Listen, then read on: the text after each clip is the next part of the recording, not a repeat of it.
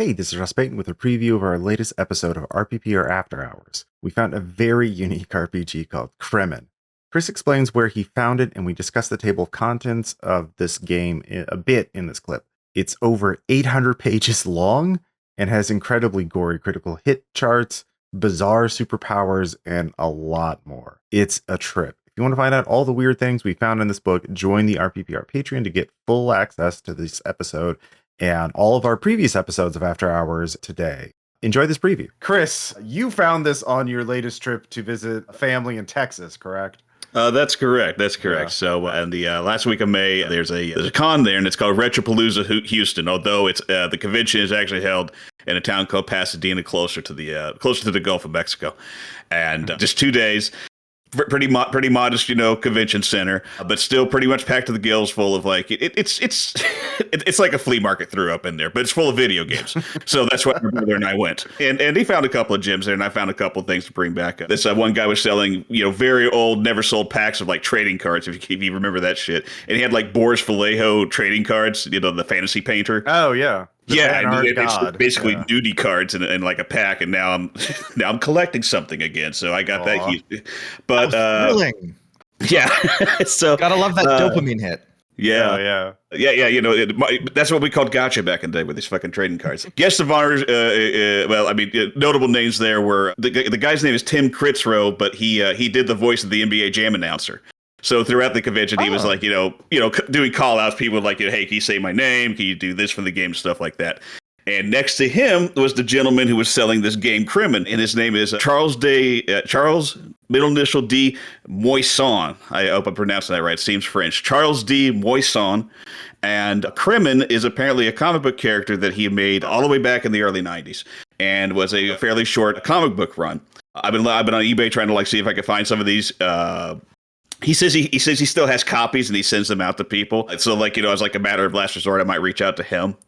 And I could tell, when I walked up to the table, the guy we locked eyes, and it just immediately it was like, okay, here comes the sale, because this dude has been waiting to talk to somebody, because what he has on this table, he was there to promote two things. He was there to promote a board game of his. I can't remember quite what it is, and we'll put that in the show notes. He was promoting a board game he's working on, and then this tabletop RPG.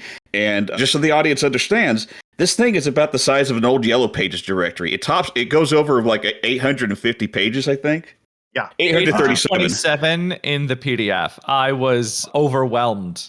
Oh yeah, right on the front cover. Yeah, 827 pages with an exclamation point. You don't see the page count on the title, on the cover page, on the cover of the RPG very often. Mm-hmm. That's an interesting tact. Yeah.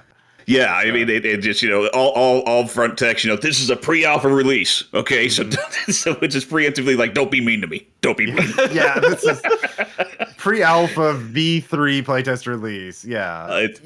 Go on. Yeah. That's it. So the cost of the book, it's $150. He was selling it for half off.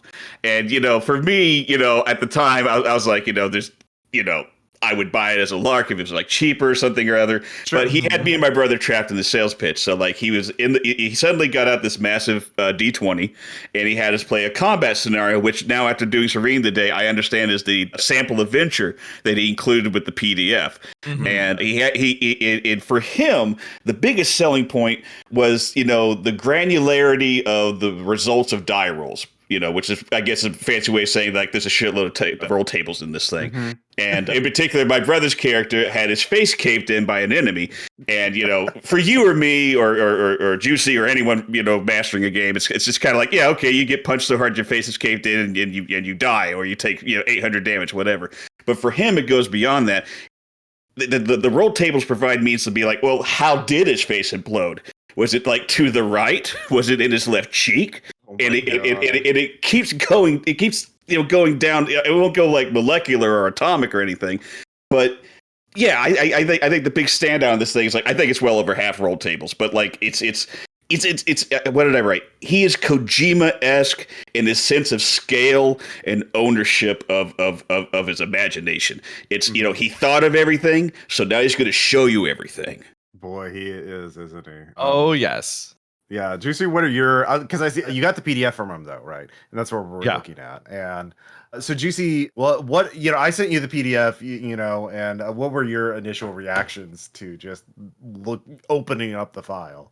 Well, besides the 827 pages exclamation point, which of course this doorstop of a book is just so incredible. Yeah. I will say it is charming in its enthusiasm and overwhelming in how much stuff it decides to say to really communicate far less information. But it was a joy to read the bits I did read. I got about 150 pages in, and I made a character. Oh my god! Because I Well, you wanted did to like homework. get Yeah. a feel for the game, so I made the character, which I did have fun doing that. But it took a long time just to read through stuff because like it explains itself multiple times, but never in an order that makes sense.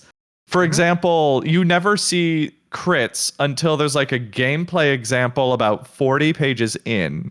And then you have to infer what the crit rules are, and then 100 pages later, the crit rules appear. Yeah.